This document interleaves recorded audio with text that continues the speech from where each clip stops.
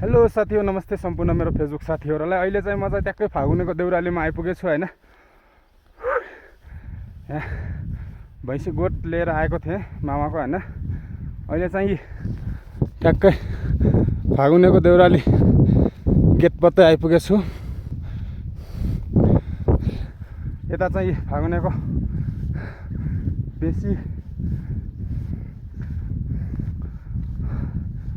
सास भरेर उकालोमा ट्याक्कै गेटबाटै साथी हो। अब यहाँनिर बाद चाहिँ हामी चाहिँ सारूसँग आथ्यौँ। यता चाहिँ धोरपातन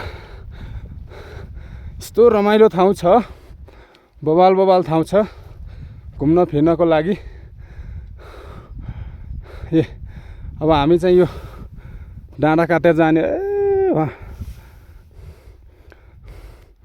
यस्तो छ।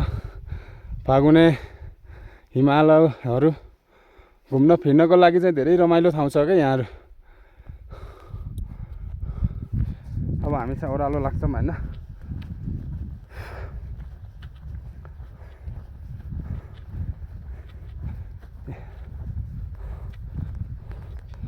तलतिर भैँसी गोठहरू अझै आउँदैछन्।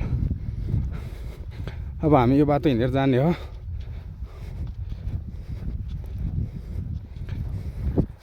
घुम्न फिर्नको लागि चाहिँ रमाइलो ठाउँ छ।